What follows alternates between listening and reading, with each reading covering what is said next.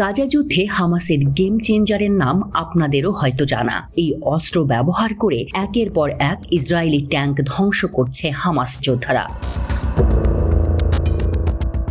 ক্ষেপণাস্ত্রটির নাম আল ইয়াসিন আরপিজি। এতে রয়েছে বিশেষ ধরনের ক্ষেপণাস্ত্র যা ট্যাঙ্ক ধ্বংস করতে পারে। একজন হামাস যোদ্ধা যখন এই আরপিজি ব্যবহার করে তখন আসলে তাকে কি করতে হয়? 105 মিলিমিটার রকেটের প্রতিটির দাম মাত্র $200। আল ইয়াসিন রকেটগুলোর দুটি অংশ রয়েছে যাকে ট্যান্ডেম ওয়ারহেড বলা হয়। একটি অংশ সামনের এবং অন্যটি পেছনে। সামনের অংশ বিস্ফোরণ প্রক্রিয়া শুরু করে। এটি বিস্ফোরণ শুরু করার জন্য একটি গরম ধাতব জেট গুলি করে, তারপর ফলো থ্রু চার্জ টার্গেটের ভেতরে বিস্ফোরিত হয়।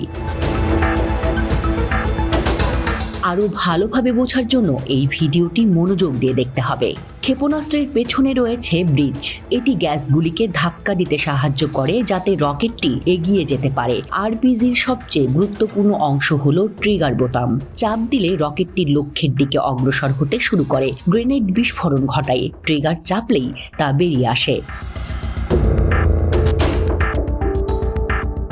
এবার আরপিজির ওয়ারহেডের দিকে নজর দিন। সামনে পিজো ইলেকট্রিক ট্রিগার আছে। ট্রিগার চাপলে তা বিদ্যুৎ তৈরি করে। এই ট্রিগার আরপিজিকে কখন বিস্ফোরিত হবে তা জানতে সাহায্য করে। এর পেছনে একটি বাতাস ভরা জায়গা রয়েছে। এই সেটআপটি ধাতুর একটি দ্রুত গরম জেট তৈরি করে। আল ইয়াসিনের আঘাতে ট্যাঙ্কের মতো শক্তিশালী সাঁজোয়া যান ধ্বংস হয়ে যেতে পারে।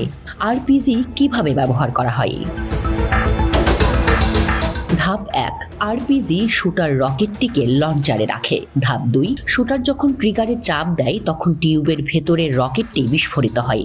রকেট লক্ষ্যবস্তুর দিকে অগ্রসর হতে থাকে। ধাপ 3, রকেটটি প্রতি সেকেন্ডে প্রায় 117 মিটার বেগে টিউব থেকে বেরিয়ে আসে। ধাপ 4, শুটিংয়ের পরে লঞ্চারটি খুব বেশি নড়াচড়া করে না কারণ গ্যাস পেছনের দিক থেকে বেরিয়ে যায়। এটি শুটারকে দ্রুত পুনরায় লোড করতে সহায়তা করে। ধাপ 5, রকেট যখন বাতাসে থাকে তখন পাখনা খুলে যায়। এই পাখনা রকেটকে লক্ষ্যবস্তুতে আঘাত করার জন্য সঠিক পথে থাকতে সাহায্য করে। ধাপ 6, রকেটের ভেতরে থাকা গ্রেনেডটি লক্ষ্যবস্তুতে আঘাত করলে বিস্ফোরিত হয়। এটি বর্ম ভেঙে ক্ষতির কারণ হতে পারে। বেশ কয়েক বছর ধরে ইসরায়েলের অত্যাধুনিক মেরকাভা ট্যাঙ্ক ধ্বংসের জন্য অস্ত্র তৈরির চেষ্টা চালাচ্ছিল হামাসের সামরিক শাখা কাসাম ব্রিগেড, যার ফল আল ইয়াসিন আরপিজি। অস্ত্র বিশেষজ্ঞরা জানিয়েছেন এই রকেট রাশিয়ার ট্যান্ডেম 85 এর পরিবর্তিত সংস্করণ। আল আকসা ফ্লাড অভিযানে প্রথমবার নিজেদের তৈরি 105 মিলিমিটারের ইয়াসিন রকেট ব্যবহার করে হামাস যোদ্ধারা।